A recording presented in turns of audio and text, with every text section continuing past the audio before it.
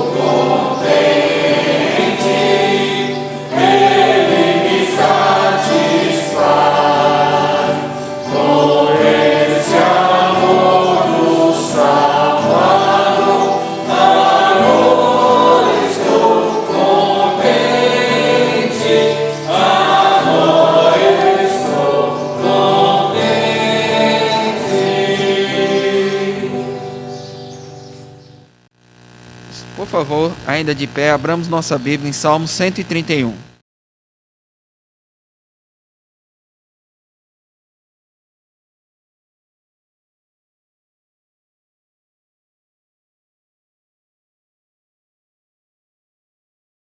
Enquanto abrimos, meu irmão Daniel, após essa leitura, poderia nos elevar em oração a Deus em gratidão?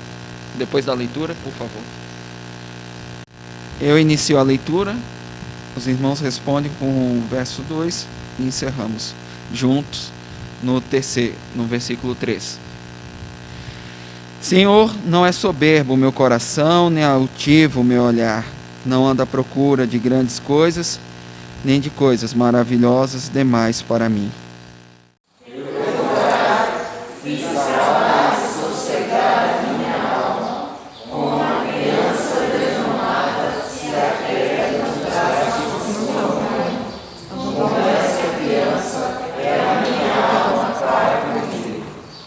Espera, ó Israel, no Senhor, desde agora e para sempre.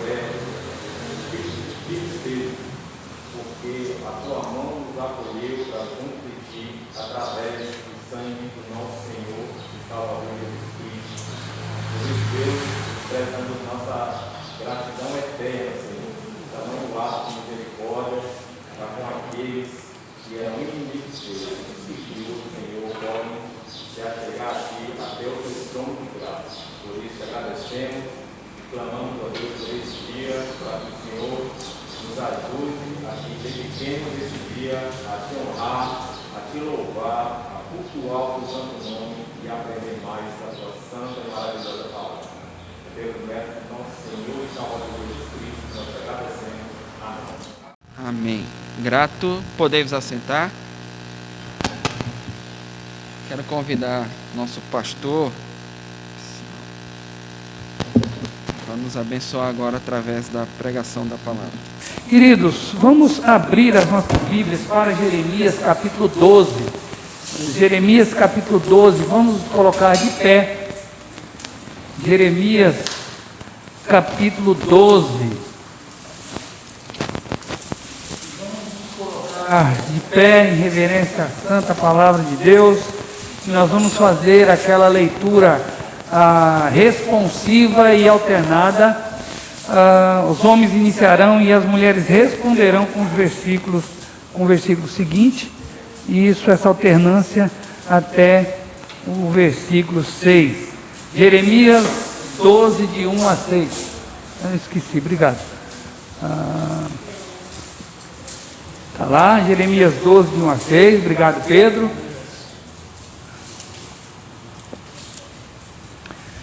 Jeremias 12, de 1 a 6, homens, inicie e acompanhe o irmão Lourival, por gentileza.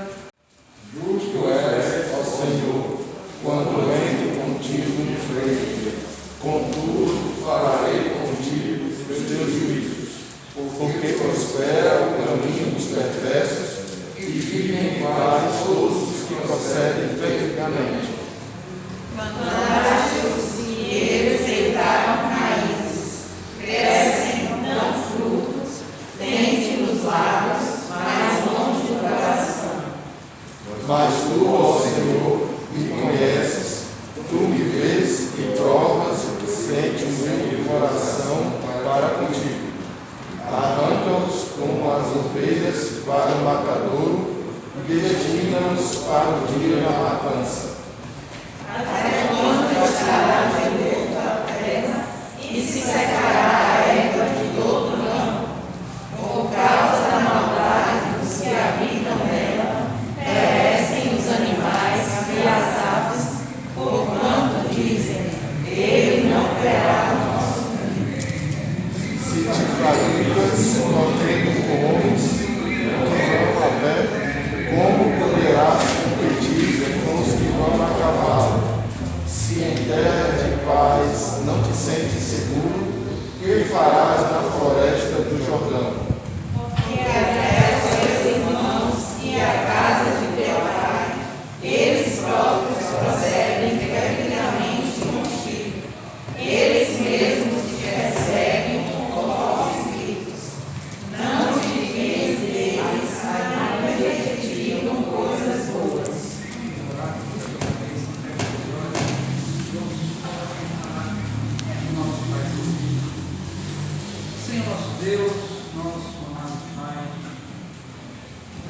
Deus, por mais essas horas que já podemos viver nesse novo dia. Isso é graça do Senhor que chega a cada um de nós. Sobretudo, ó Pai, pela esperança que temos renovado em nossos corações de um dia estar contigo, Deus. Nós somos gratos pelo bom retorno do Senhor que nos deu, nos guardou. E somos gratos, Deus, por mais uma vez estarmos unidos para estar ligado por aquilo, Deus, para poder realizar muita loucura essa manhã. Obrigado pelos hinos, obrigado, Senhor Deus, pelas orações, pelas vezes que a tua palavra foi lida. Obrigado a Deus, porque estamos aqui para aprender contigo. Nós queremos nessa hora, Pai, pedir que o Espírito Santo nos fale, nos abra os entendimentos, os corações, para que possamos compreender e ter um coração, Pai, que possa entender a tua palavra. Mas conosco, Pai, nós precisamos ouvir a tua voz. E assim, ó Pai, expressamos, ó Pai, a nossa gratidão e o nosso louvor e a nossa dependência de Ti. Orando em nome do Senhor Jesus. Eu tenho tentado mudar, não sei se você observou, que as mensagens estão indo numa direção e isso tem me incomodou um pouquinho, mas não há muito tempo, porque compreendi ser a vontade do Senhor, que a gente, que Ele queira que falemos do mesmo assunto e nos concentremos, então, em temas que estão bem relacionados, ok? E esse não foge a isso, e a mensagem da noite também não. Queridos, eu quero vos falar nessa manhã sobre o que a situação exige. Eu quero falar sobre o que uma determinada situação exige. E pensando nisso, eu me recordei, não é, que há muitos e muitos anos atrás, não nesse ministério, não no ministério que exerço aqui nessa igreja, mas há muitos e muitos anos atrás, eu pastoreei um jovem, meu filho na fé, que Deus fez uma obra extraordinária na vida daquele jovem, e esse jovem que eu pastoreei, a frase predileta dele, diante das muitas questões da vida, né, era o seguinte: minha cabeça está um trevo. Eu confesso que quando eu olhava para aquele rapaz, eu já vi um trevo, porque era a frase predileta, não é?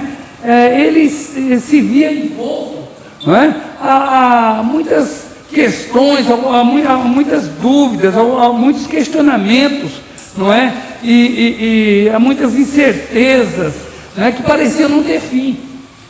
E era uma frase costumeira quando a gente perguntava: está tudo bem, irmão? E não só por cordialidade, mas como pastor, por uma preocupação pastoral. E muitas vezes o olhar e a pessoa disfarça muito, e o pastor tem o dever, a obrigação de saber o estado das suas ovelhas. E eu perguntava para ele: tudo bem? E ele sempre, então, quase sempre me respondia que a cabeça dele estava um trevo, por se ver envolto aí a dúvidas, incertezas que pareciam não ter fim.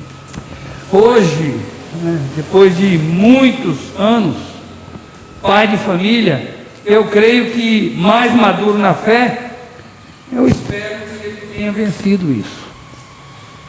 Não que quando amadurecemos espiritualmente, nós passamos a saber tudo. Não é que nós vamos, nem no céu vamos saber tudo. Como é que um ser, por mais que receba uma transformação, não é? Como é que um ser finito pode absorver o infinito e pode conhecer tudo? Nunca vamos conhecer, né? Isso se alguém te contou isso, não fui eu, a história da carochinha.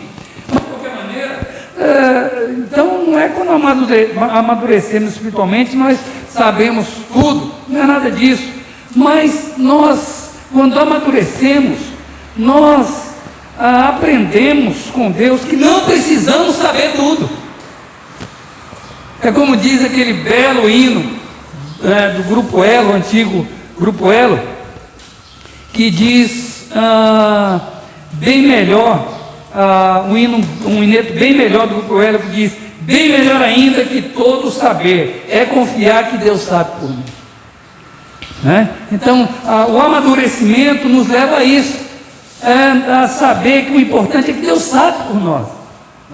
Nós não vamos saber, vai ter coisas que nós não vamos compreender, nem aqui nem no porvir. Mas o melhor de tudo, de todo saber, é poder confiar que Deus sabe por nós.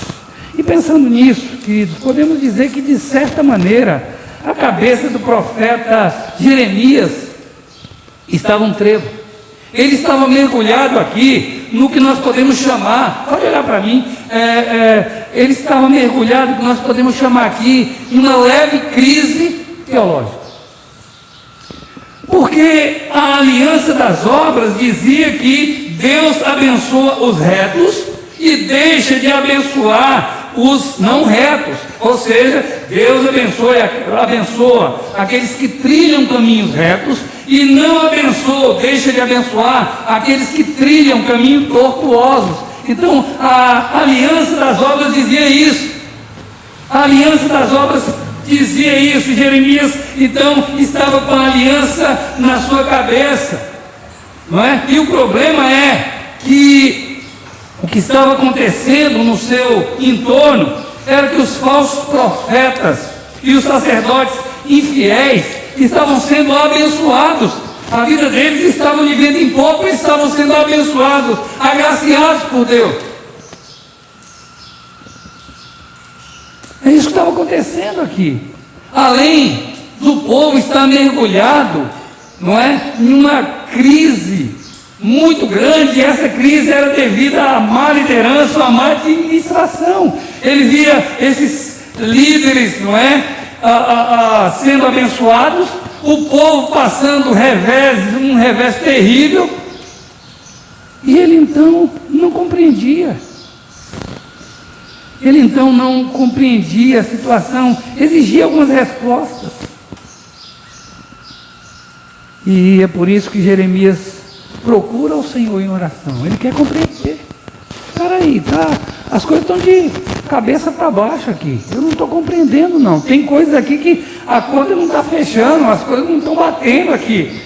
E ele então, é por isso que ele ora ao Senhor, a fim de obter essas respostas. E com tudo isso em mente, irmãos, eu gostaria de pensar com vocês nessa manhã sobre a seguinte ideia. Ali tem um A, viu? A situação exigia algumas coisas, porém não as imaginadas por Jeremias. Essa situação que Jeremias passava exigia algumas coisas, porém não aquelas que imaginadas por Jeremias. Jeremias, ele queria resposta.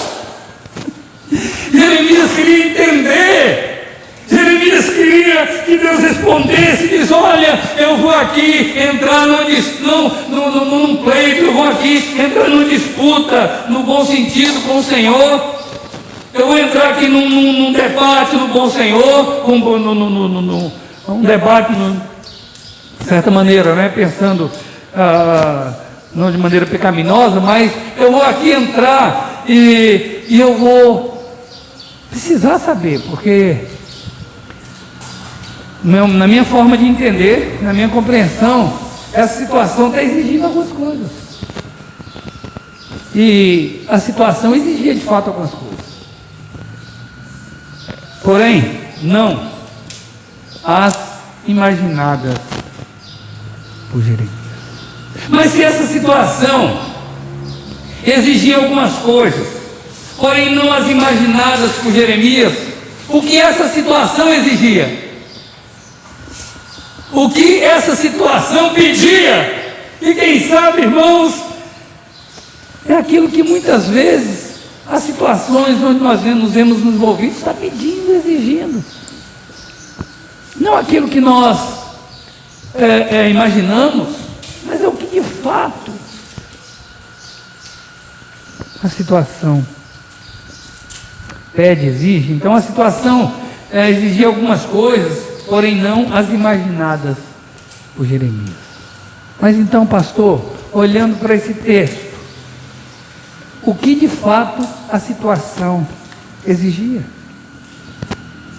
E essa situação exigia pelo menos 3 coisas interdependentes. 3 coisas que estão muito ligadas, 3 coisas que uma depende da outra, né? Ou uma se apoia na outra. E a situação exigia 3 coisas interdependentes. A primeira dessas coisas nos vem dos versículos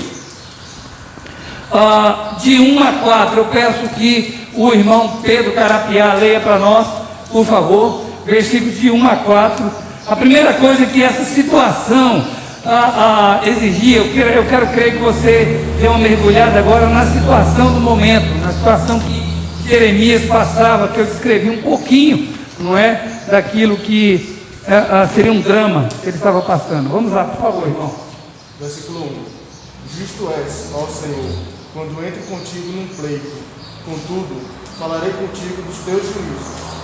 Porque prospera o caminho dos perversos, e vivem em paz todos os que procedem perfidamente. Plantaste-os, e eles deitaram raízes, crescem, dão fruto. Têm-te nos lábios, mas longe do coração. Mas tu, ó Senhor, me conheces, tu me vês e provas o que sente o meu coração para contigo. Arranca-os como as ovelhas para o matadouro e destina-os para o dia da matança. Até quando estará de luto a terra e se secará a erva de todo o campo? Por causa da maldade dos que habitam nela, perecem os animais e as aves. Porquanto dizem, ele não verá o nosso fim. Então, quero você que pediu. Então, a primeira coisa que a situação exigia, que não era bem o que Jeremias imaginava, era essa aqui, ó. A situação exigia cuidado com a racionalização, porque Deus nem sempre opera em linha reta. A situação exigia cuidado com a racionalização. Ora, todos sabem que racionalizar é fazer com que a razão se torne a forma única de compreender as coisas, se torna o carro-chefe, se torna a locomotiva, se torna a maneira de compreender as coisas. Tudo era pela razão, pela ótica humana. E essa situação exigia cuidado com a racionalização, porque Deus nem sempre opera em linha reta. Será que nós, quando vamos aprender isso? E eu digo, nós, não vocês, todos nós. Quando nós vamos aprender que Deus não opera em linha reta? Quase nunca. Queridos irmãos, pela ótica do profeta, como eu já falei, olhe para mim, as coisas estavam mirando de cabeça para baixo. Vamos nos colocar no lugar dele. Como é que falsos profetas, que enganam, que mentem, que distorcem a verdade, que usurpam o lugar de verdadeiro, mas é um falso, que fala mentira e não é verdade em nome de Deus. Como é que um falso profeta, que não tem uma mensagem do Senhor, mas uma mensagem que é sua, que vem dele próprio, mensagem essa que não vai na direção da vontade do Senhor, mas em direção contrária. Como pessoas assim, o profeta era a voz de Deus e o sacerdote era a voz do povo diante de Deus. Mas essas duas instituições estavam no estado deplorável. Os profetas não pregavam a verdade e o sacerdote também, não transmitia aquilo que o povo de fato precisava diante de Deus. Quer dizer, essas duas instituições estavam em estado deplorável. Mas como é que Deus, essas pessoas estavam vivendo bem? Como é que essas pessoas estavam então prosperando? Jeremias se via como o cordeiro que esses ímpios homens estavam querendo sacrificar. Um povo sofrendo, a terra sofrendo, Ele diz: como pode, Senhor, tudo isso? Olha, eu não consigo compreender, eu não consigo entender a lógica disso tudo, eu não consigo compreender como é que isso está acontecendo. Queridos, para Jeremias, aquela situação não era justa. Não era. Tanto que ele falou: tu me conheces, Senhor, tu sabes de mim, tu conheces a minha vida. Eu não estou sendo hipócrita, eu estou colocando diante de ti a minha queixa, mas tu conheces a minha vida. Ou seja, é com sinceridade de coração que eu falo contigo. Ah, Senhor, age contra esses homens. E aqui ele coloca um aspecto precatório, não é? Em sua oração. Ele passa a orar para que Deus pune aquelas pessoas. É assim, porque é assim que ele entendia, não é? É assim que a razão, que a ótica humana dizia que as coisas tinham que ser. Mas quem disse que Deus precisa perguntar para Jeremias ou para qualquer homem que seja o que é justo? Quem diz que Deus trabalha em linha reta? Ou seja, não é? Ele tem planos elevados que justificam plenamente qualquer volta ou aparente desvio. O Senhor tem planos tão perfeitos que justifica qualquer volta ou aparente desvios. A história está aí para nos contar, meus queridos irmãos. Nós é que muitas vezes somos maus alunos para aprender. Quando nós vamos, não precisa, uma das matérias mais difíceis no seminário era uma matéria que envolvia geografia. Muito complicado. Quando o aluno passava por essa matéria, ele não era grego, não era hebraico, mas essa matéria, não no primeiro seminário que eu fiz, mas essa matéria era uma matéria, de fato, eu esqueci, ela era abreviada, e eu não sei agora a abreviação que era ali, mas de qualquer maneira era muito difícil. É uma matéria muito difícil. E a grande questão, meus queridos irmãos, é que a gente não precisa conhecer muito de geografia, mesmo porque os recursos que nós temos hoje, e quando você pega então qualquer dicionário, qualquer mapa, não é, do Antigo Testamento, e você vai tentar entender a saída do povo do Egito até chegar em Canaã, você vai falar: tem caminhos mais curtos. Tem caminhos mais curtos e menos sofríveis, menos difíceis do que um deserto. Não estamos falando igual do deserto da Judéia, de uma situação, de um lugar semidesértico. Estamos falando de um deserto. Então, havia caminhos mais curtos do que o deserto. E por que Deus não tomou? E por que Deus não levou o seu povo por ali? Porque o deserto era uma escola pela qual aquele povo precisava passar. Teria sofrimento? Teria, mas teria também o que, irmãos? Me fala, por favor, o que teria e o que teve? Teria sofrimento, dificuldades? Teria, mas o que teria, que nós estamos estudando? Teria providência. Quem falou? Isso, você é um bom aluno, você sabe disso. Só precisa de algumas coisas. Mas, meus queridos irmãos, havia providência, André. Providência, Daniel. Uma coluna de nuvem durante o dia, uma coluna de fogo durante a noite. Fora a provisão de Deus, dando de comer aquela multidão em pleno deserto. Meus queridos irmãos, qualquer pessoa, não é, racionalizaria e diz: não, tem crianças aqui, tem mulheres aqui, tem idosos aqui, tem crianças de colo, crianças que mal andam, tem animais. Imagine, conduziu uma multidão pelo deserto. Quem pensaria assim? Quem? Quem pensaria nisso, Ivonete? Mas como é que a gente vai dizer, Senhor, está errado? Deixa eu procurar uma rota melhor. Tem uma rota melhor aqui.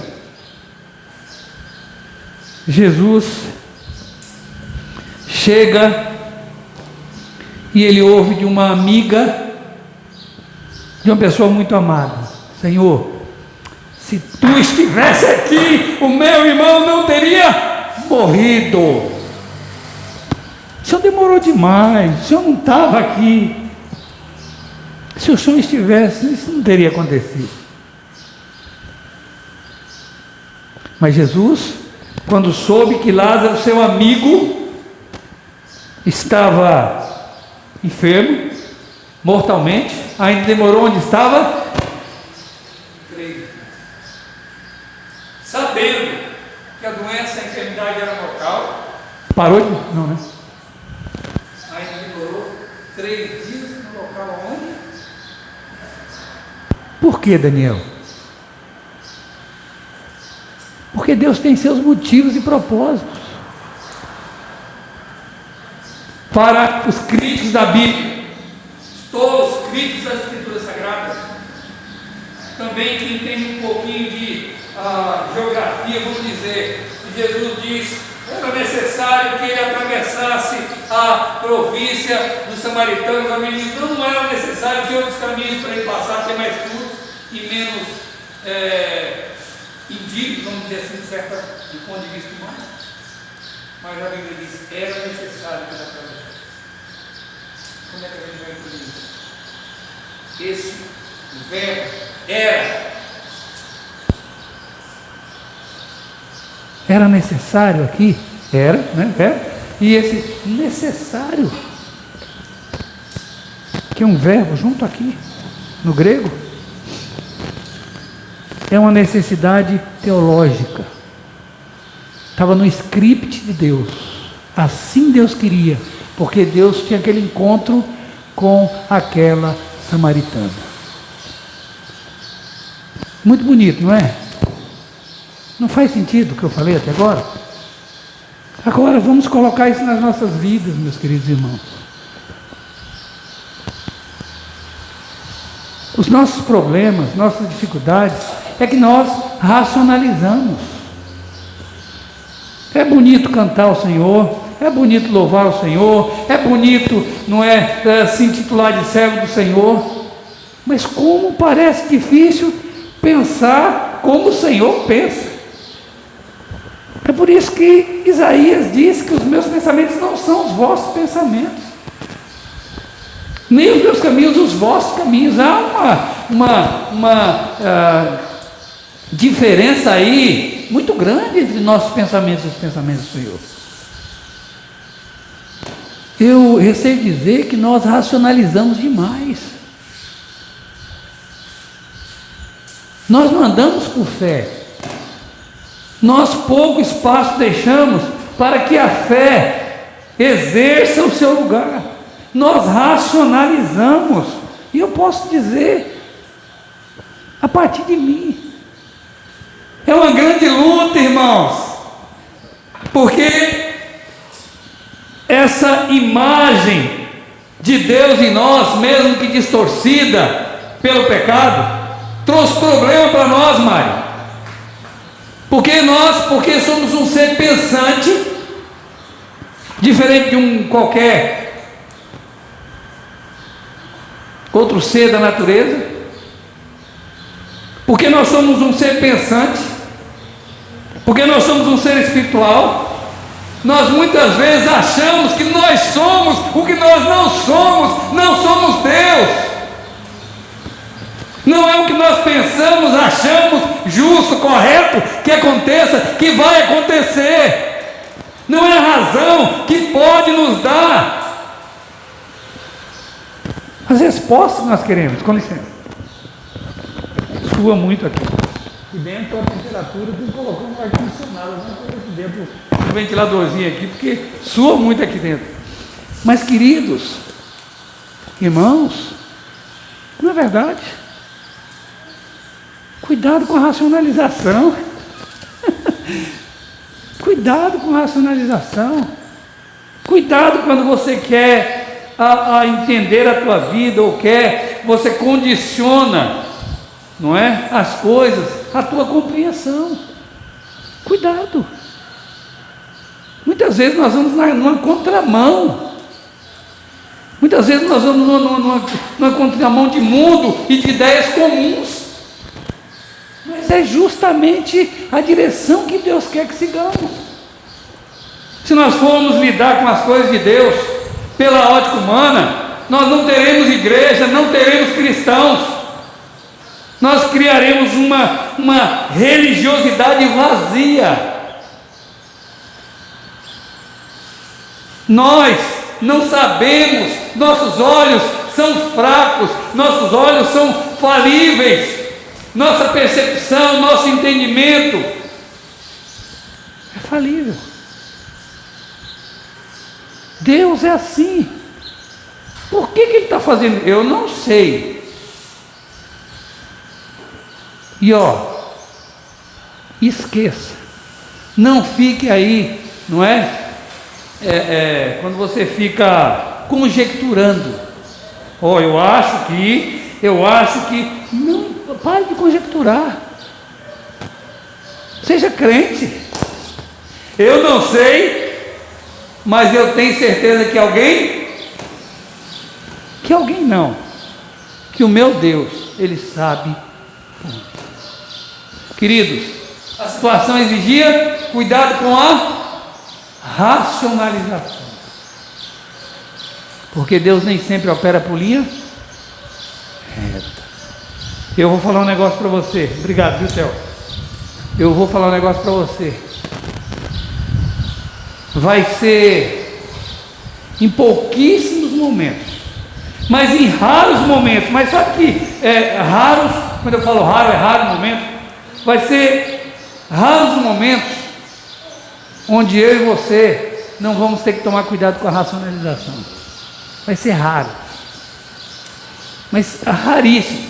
Quase sempre teremos que estar tomando cuidado com a racionalização, porque senão, irmãos, nós estaremos seguindo um caminho que não é o caminho que Deus quer que sigamos. Estaremos saindo da direção de Deus para as nossas vidas. Mas outra coisa, irmãos, que a situação exigia, coisa essa que não era imaginada por Jeremias. Leia lá, de 1 a 4 de novo. Justo és, ó Senhor, quando entro contigo no pleito. Contudo, falarei contigo dos teus juízos, porque prospera o caminho dos perversos, e vivem em paz todos os que procedem perfeitamente. Plantastes e eles deitaram raízes, crescem, dão fruto, rende os lábios, mas longe do coração.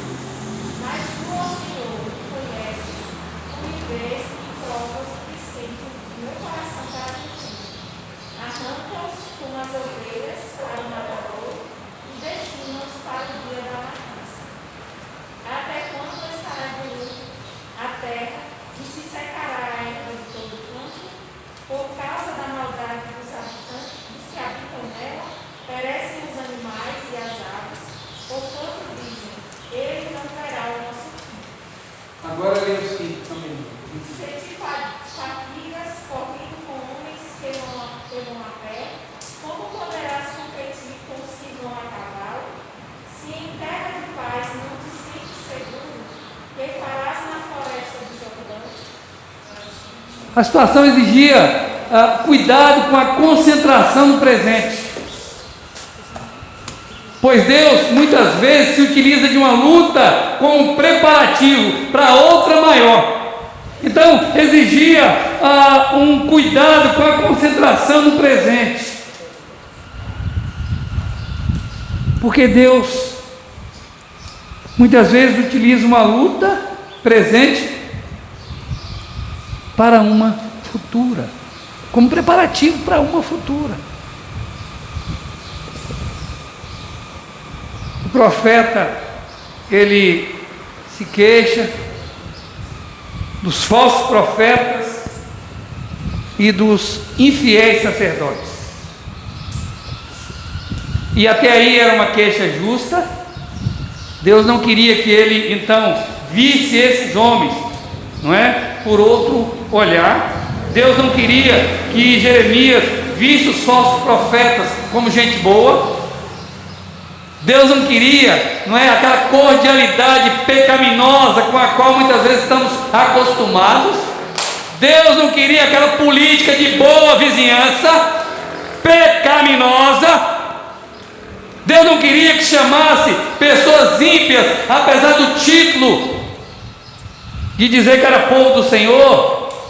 Deus não queria que Jeremias visse falso profeta como verdadeiro, falso ou infiel sacerdote como sacerdote verdadeiro. Jeremias não queria isso. Deus não queria isso. Jeremias disse assim. Porém, outra coisa que Deus não queria é que Jeremias se concentrasse nisso.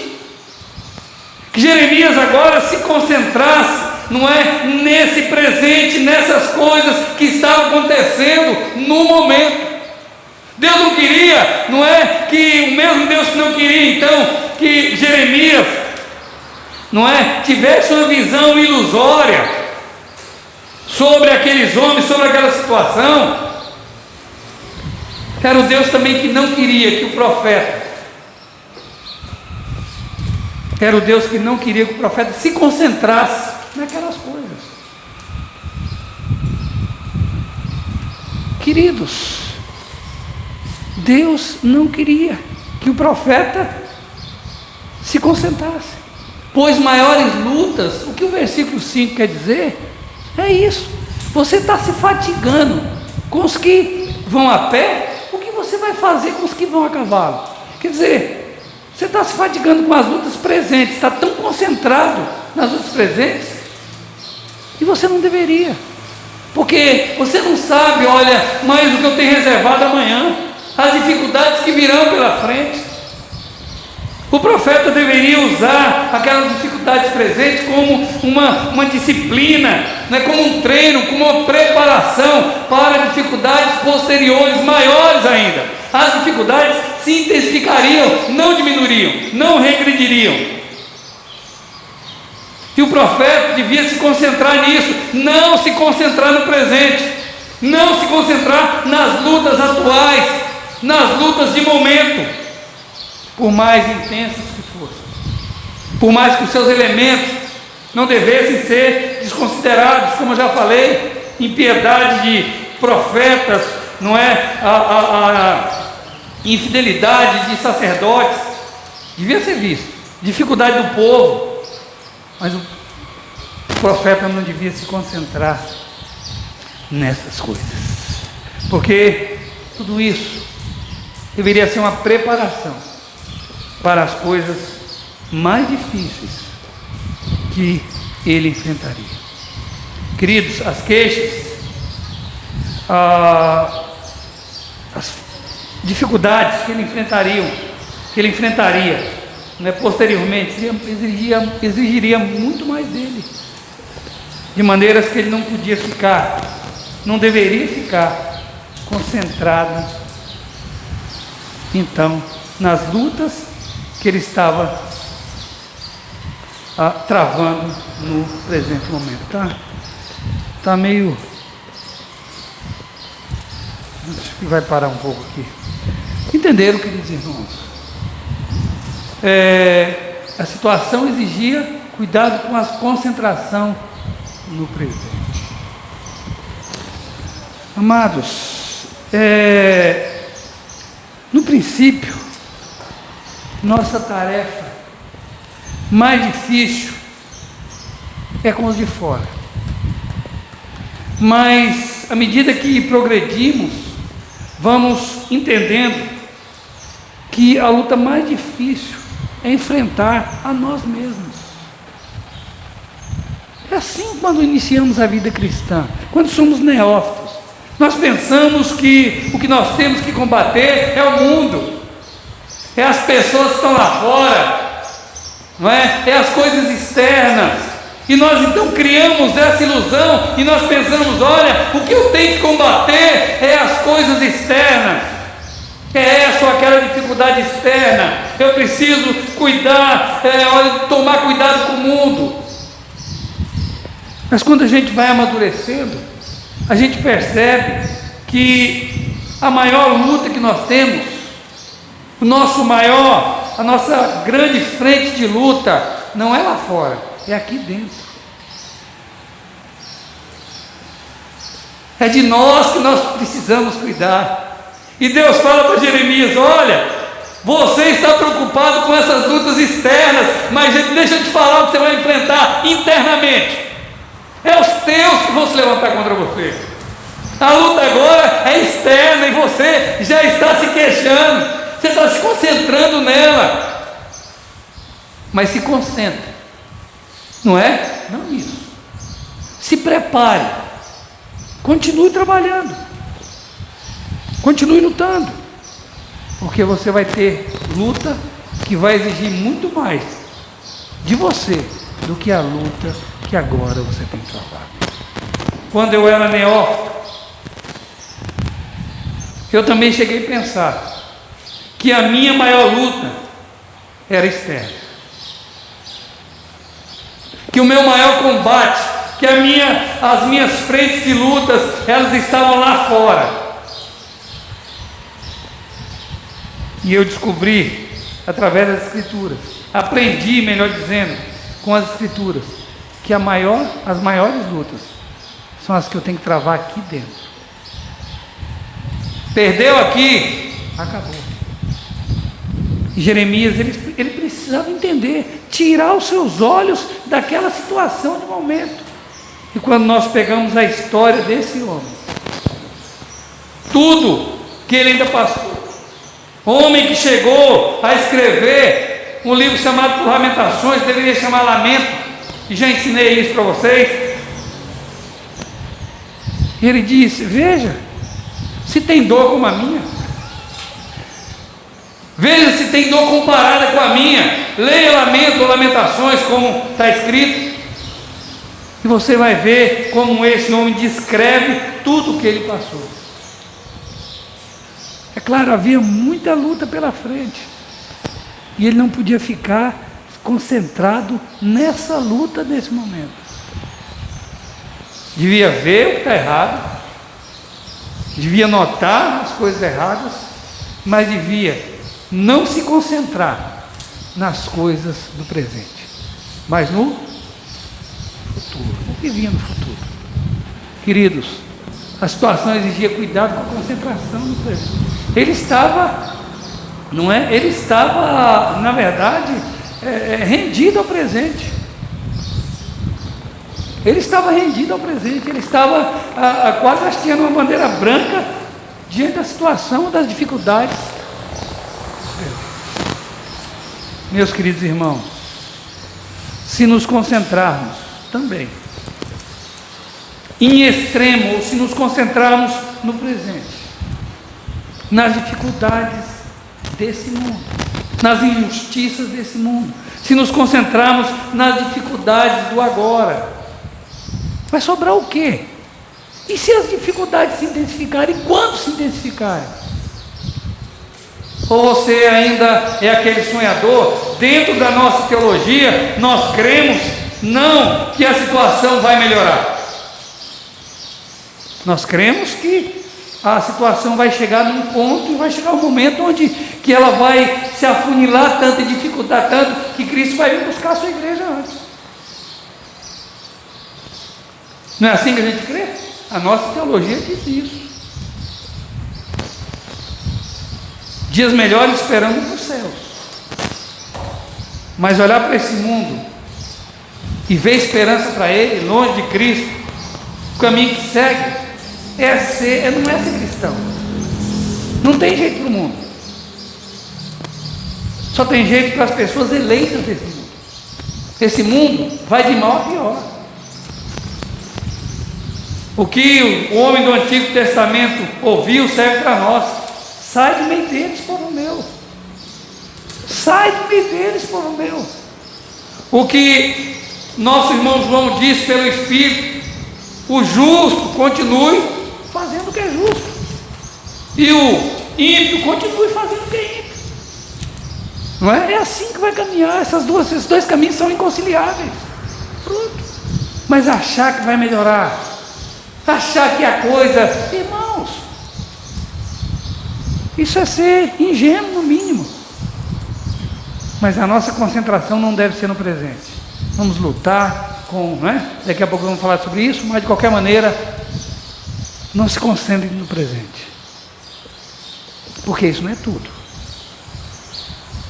E nós não sabemos, mas a falta de exercício, de treino, agora, pode fazer falta lá no futuro. E outra coisa, irmãos, que a situação exigia, mas é claro que nem passava pela cabeça do profeta Jeremias. Como eu falei, também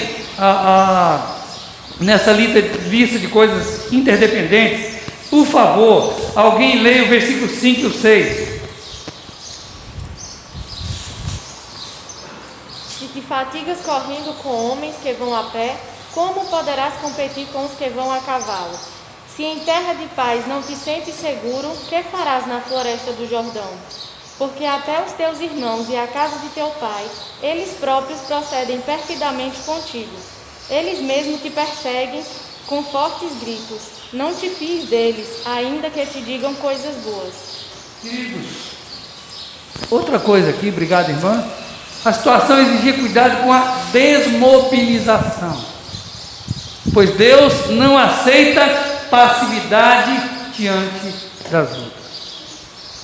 O que esse texto está descrevendo, irmãos, é alguém que diminuiu o ritmo da sua corrida diante das lutas.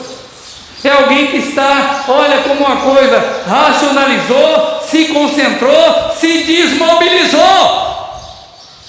Ele está, é como alguém que está numa luta e agora ele diminui o seu ritmo diante das dificuldades, ele maneira o seu ritmo, ele então, desde que a sua corrida perca a intensidade, ele diminuiu agora o ritmo, ele está fatigado, ele está exausto, ele está cansado. Sabe aquela pessoa que de cansado está perdendo a mobilidade, aquela pessoa que de exausto, ele está de língua para fora, e ele está então diminuindo o ritmo, porque está sentindo exaurido, cansado, exausto, fatigado. Ele está diminuindo o ritmo. Quem sabe,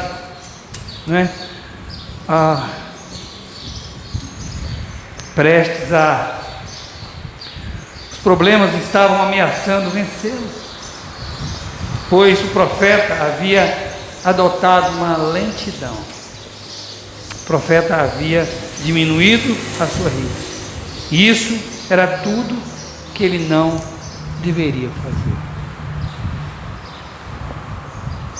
Ele tinha que intensificar seus passos para não ser vencido. Queridos,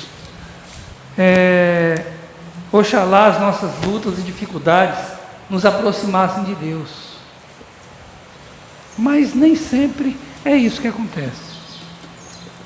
Muitas vezes as lutas que deveriam nos fazer mais ativos, mais, próximos do Senhor, mais combatentes, mais combativos, nem sempre o fazem. Muitas vezes as dificuldades que são, na verdade, obstáculos que nós precisamos vencer com coragem, com determinação. Muitas vezes eles nos amedrontam, eles nos fazem com que que recuemos, fazem com que diminuamos, venhamos a diminuir então a intensidade da nossa corrida. Nós cansamos muito rápido, nós cansamos muito cedo em fazer o que é correto. Nós cansamos muito cedo com as coisas de Deus. A Bíblia diz: não vos canseis de fazer o bem, porque nós nos cansamos, sobretudo quando a gente não vê, os nossos olhos não vê, não é o resultado que a gente espera. A gente muitas vezes vai como que entregando os pontos, a gente vai se sentindo desmotivado, a gente vai se sentindo desmobilizado. Uma das frases do presidente, que não chegou a subir a rampa do palácio, alguém se lembra o que disse o presidente Tancredo Neves? Alguém se lembra? Não, ele disse algo diferente. Alguém se lembra? Não vamos nos... Alguém se lembra? Não se lembra o que ele disse?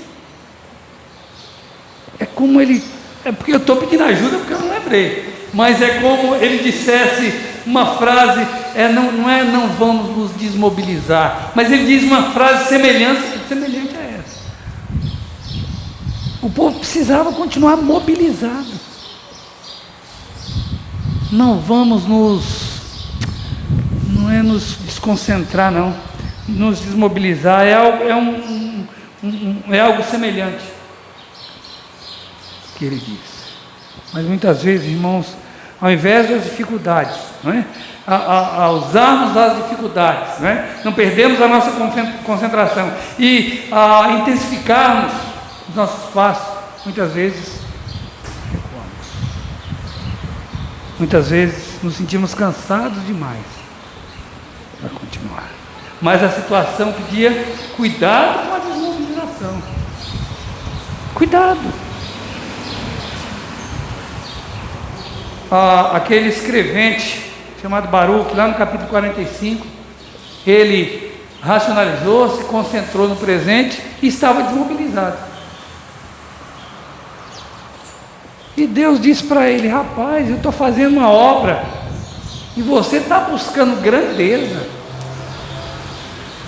Não busque, mas se você se converter, mudar, olha, você vai ser usado. Mas ele precisava mudar a postura dele, ele precisava estar mobilizado, não é? Mas era tudo que ele não estava naquele momento. Queridos, o meu justo viverá pela fé, e se ele recuar, a minha alma não tem prazer nele. Queridos, pensemos nisso. Olha, uma racionalização, uma concentração, certamente vai levar a uma desmobilização. E é tudo que a situação, aos olhos de Deus, exige que não venhamos a fazer. A luta que nós temos para travar, nós temos diante de nós, cada um de nós, ela é grande,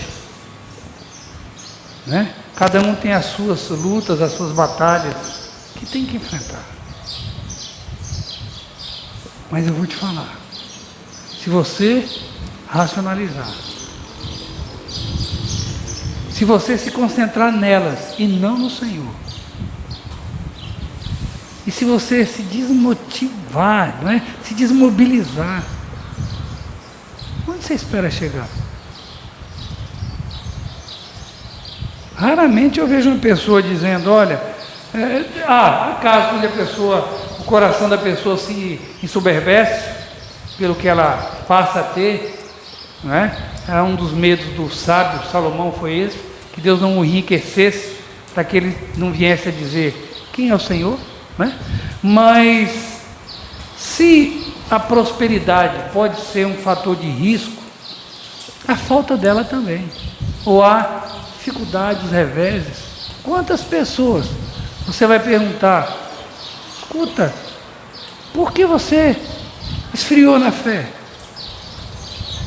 Porque você deixou a jornada, a batalha, porque você apostatou, porque você abandonou a luta. Ela vai dizer, olha, ela vai apresentar uma lista de coisas na tentativa de justificar. Mas os nossos olhos têm que estar no Senhor. Que as lutas, se você for recuar um pouquinho, mas que deva ser para que você possa pegar impulso. Mas não se desmotive. Olha, se você se desmobilizar, um abismo chama outro abismo. Essas três coisas caminham juntos. A situação exigia esses três cuidados, mas nada daquilo que Jeremias pensou que exigisse. Pai amado, obrigado por esse tempo em torno da Tua Palavra. Dá que a Tua Palavra possa achar guarida em nossos corações e que isso possa produzir em nós crentes mais firmes em Tua Palavra. Obrigado por esse tempo em torno da Tua Palavra, Pai. Oro por cada uma das pessoas que estão diante de mim agora e para aquelas pessoas, Pai, como meus familiares que me ouvem através e me ouvirão através desse vídeo. Ó Deus de graça e misericórdia, nós reconhecemos a nossa fraqueza. Quantas vezes, Pai, nós queremos fazer com que a nossa visão prevaleça, meu Pai. Mas o que nós enxergamos, Senhor? Quantas vezes, Senhor Deus, nos concentramos no problema, nas dificuldades,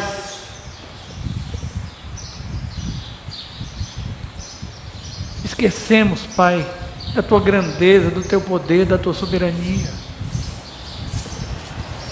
Quantas vezes, Pai, nos acovardamos, permitindo que os problemas e as dificuldades ou essa concentração venha, Senhor Deus, fazer com que olhemos para trás. Venha fazer com que, ó Deus, esqueçamos daquilo que disseste aos Teus servos. Quem lança a mão do arado e olha para trás, não é digno de mim. Ajude-nos em nossas fraquezas. Ajude-nos através do Teu Espírito. É a nossa oração, Pai. E a fazemos em nome do Senhor Jesus. Amém.